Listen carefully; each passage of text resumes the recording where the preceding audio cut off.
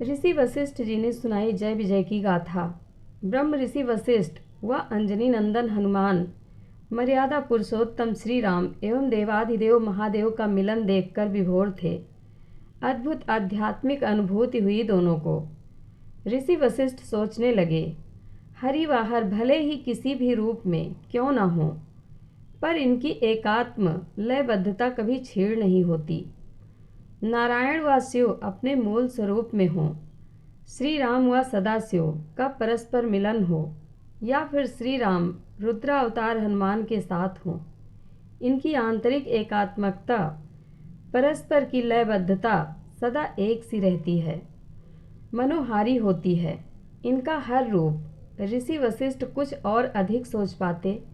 इससे पहले मुस्कान के साथ महादेव एक विशाल वट वृक्ष की छांव में बैठ गए। पास में ही उन्होंने अपना त्रिशूल गाड़ दिया। इसी त्रिशूल में बंधा था डमरू, जिसके दिव्य नाद से देवभाषा के स्वर व्यंजन प्रकट हुए। साथ ही प्रकट हुए संगीत के सप्त स्वर।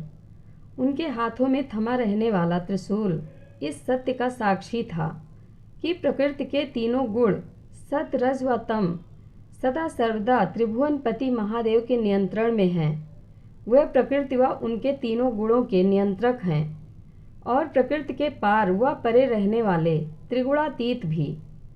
अद्भुत छवि थी भोलेनाथ की। आश्चर्यकारी आध्यात्मिक आभा उनके सब ओर व्याप्त हो रही थी। अभी वह श्री राम में रम रहे थे और श्री राम उनमें। तभी महादेव ने मर्यादा पुरुषोत्तम श्री राम से कहा, हे श्री राम, आपको दशानन रावण के कारण यहाँ आना पड़ा। आगे भी आपको अनेकों कष्ट उठाने पड़ेंगे। कहीं ना कहीं आपके इन कष्टों का कारण मैं भी हूँ। मेरे वरदानों ने ही उसे शक्ति संपन्न बनाया है। उसकी सामर्थ्य व इस सामर्थ्य के कारण हुए अनाचारों का कारण भी मैं ही हूँ। भगवान शिव के ये वचन सुनकर श्री राम बोले, ऐसा ना कहें भगवान, आप तो सर्वज्ञ हैं। आप जानते हैं कि किसी भी व्यक्ति के दुष्कर्मों का कारण होती है उसकी दूषित प्रकृति व दूषित कृतियाँ। तप का सदुपयोग तो इसका परिष्कार है। दशानन ऐसा ना कर सका। उसने अपने तप को अपनी अहिंसा के पोषण में लगाया। यह उसकी दुर्मति से उपजा दुर्भाग्य रहा। जहाँ तक संबंधों का प्रश्न है तो दशानन जितना आपका है उससे कहीं अधिक मेरा है। सच कहें तो हम दोनों का है। इसलिए उसके उद्धार का दायित्व भी हम दोनों का है। समय आने पर हम मिलकर इस दायित्व को पूर्ण करेंगे। जब श्री राम ऐसा कह रहे थे तो हनुमान चकित भाव से उन्हें देख रहे थे। उनके मन में श्री राम के वचनों में निहित सत्य को जानने समझने की तीव्र जिज्ञासा अंकुरित होने लगी। इस जिज्ञासा की अनुभूति कर भगवान भवानीपति हंसते हुए बोले, ब्रह्मार्थ वशिष्ठ हनुमान की जिज्ञासा का समाधान करेंगे। श्री राम ने भी भोलेनाथ के कथन का मौन अनुमोदन किया। हरि व हर की सम्मति सहमति व उनके सन्मति पाकर ऋषि वशिष्ठ ने हनुमान को संबोधित करते हुए कहा, हे अंजनी पुत्र, यह कथा कल्पों पुरानी है। कल्प भेद के आमंतर में इसमें कई क्रम अनुक्रम भी जुड़े। आज इस त्रेता युग में जो रावण कुंभकर्ण हैं, कभी पूर्व में भगवान श्री हरि के द्वारपाल जय विजय थे। उन्हें भगवान श्री हरि का नित्य सानिध्य व सतत संरक्षण प्राप्त था। इस सानिध्य व संरक्षण में उनके समर्पण को समृद्ध होना था, पर महामाया के प्रभाव से उनमें अहिंसा अंकुरित हो गई। अपने स्वजनों के गर्भ का दमन करने वाले श्री हरि ने तत्क्षण लीला रची। इस लीला की सूत्र संचालक बनी स्वयं योग माया।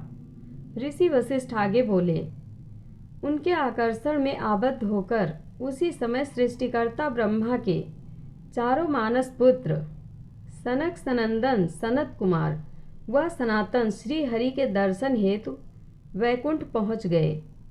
ये चारों कुमार परम भगवत भक्त हैं। वह सदा 5 वर्ष की वय में ही रहा करते हैं। इन्होंने अपने प्रकट होने के बाद भगवान श्री नारायण से वरदान मांगा था। हे नारायण, आयु के 5 सालों के बाद शरीर व मन में अनेकों विकार पनपने लगते हैं। जाने अनजाने, चाहे अनचाहे, लोभ मोह मद काम क्रोध व मत्सर आ जाते हैं। इसलिए भगवान, आपसे मेरी यह याचना है कि हम चारों भाई हमेशा ही 5 वर्ष के बने रहें, साथ ही सदा सर्वदा तप स्वाध्याय व ईश्वर भक्ति में निरत रहें। उनकी इस सात्विक इच्छा को श्री हरि ने एवं मस्तु कहकर पूर्ण किया। महर्षि वशिष्ठ ने थोड़ा रुककर कहा, योग माया ने इन्हीं चारों कुमारों को श्री हरि की लीला में निमित्त बनने के लिए आकर्षित किया। योग माया से प्रेरित होकर चारों कुमार वैकुंठ के द्वार पर आ पहुँचे। द्वार पर जय विजय द्वारपाल के रूप में थे। उन्होंने जय विजय से श्री हरि के दर्शनों की इच्छा प्रकट की। इस पर श्री हरि के सानिध्य व संरक्षण को प्राप्त कर उन्मत्त हुए जय व विजय उनको बालक समझकर परिहास करने लगे। ब्रह्म ऋषियों से भी पूजनीय इन चारों कुमारों ने काफ़ी देर तक इनके असहनीय व्यवहार को सहन किया, लेकिन जय व विजय को इस बात पर भी होश न आया। उन्होंने सभी मर्यादाओं का उल्लंघन करते हुए इनके उदर में अपने दंड को तेजी से चुभा दिया और बोले, मूर्ख बालकों, भगवान श्री हरि तुमसे कभी नहीं मिलेंगे। तुम सब यहाँ से प्रस्थान करो। ऋषिवर का कथा प्रसंग अभी शेष था और वे बोले, उनके इस अमर्यादित व्यवहार पर कुपित होते हुए चारों ब्रह्म कुमारों ने कहा, भगवान श्री हरि का सानिध्य व संरक्षण भी तुम्हें विवेक न दे सका। यहाँ आकर भी तुम तमोगुण से घिरे हो, इसलिए हमारा शाप है कि तुम तमोगुण प्रधान राक्षस हो जाओ। ब्रह्म कुमारों के इस शाप ने जय विजय को भयभीत कर दिया। उन्होंने व्याकुल भाव से भगवान श्री हरि को पुकारा। उनकी पुकार सुनकर श्री हरि द्वार पर आए और ब्रह्म कुमारों को प्रणाम करते हुए उनसे जय विजय के लिए क्षमा याचना की। श्री हरि के इस व्यवहार से जय विजय को ब्रह्म कुमारों के साथ विनम्रता की महिमा का बोध हुआ, परंतु भगवान की रहस्यमयी लीला का कुछ अंश अभी भी शेष था। इसे जानते हुए ब्रह्म कुमारों ने श्री हरि को प्रणाम करते हुए कहा, भगवान, आप परम भक्त वत्सल हैं। आपके भक्त आपको अतिशय प्रिय हैं।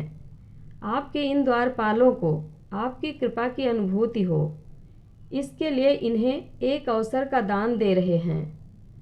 ये तमोगुण प्रधान तो अवश्य होंगे, पर इन्हें रुद्रगढ़ों में स्थान मिलेगा। यदि इन्होंने किसी मुनि का अपमानजनक परिहास न किया तो इनका शिव कृपा से कल्याण होगा। यदि फिर से इन्होंने किसी मुनि का अपमान किया तो ये अवश्य राक्षस होंगे। तब इनका उद्धार आपके एवं भगवान शिव के द्वारा ही हो सकेगा। ब्रह्म ऋषि वशिष्ठ जी ने इस कथा के सूत्र को आगे बढ़ाते हुए कहा, ब्रह्म कुमारों के शापवश जय व विजय रुद्रगढ़ बने।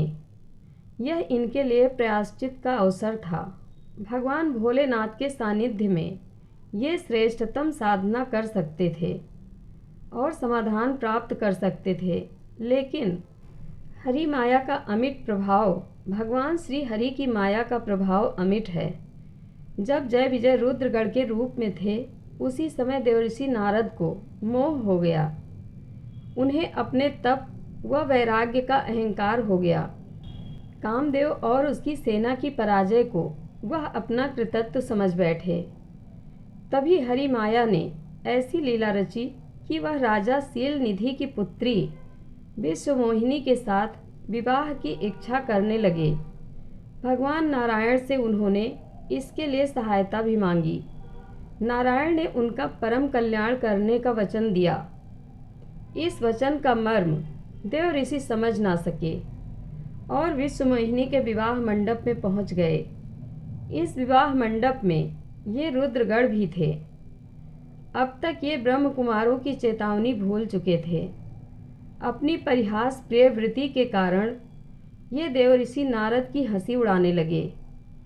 मोहवश देवऋषि को अपना परिहास पूर्ण अपमान समझ नहीं आया। उस समय माया के प्रभाव से सम्मोहित वह एक ही विचार कर रहे थे, हे विधाता, कैसे यह सुंदर स्त्री मुझे प्राप्त हो, पर ऐसा हो न सका।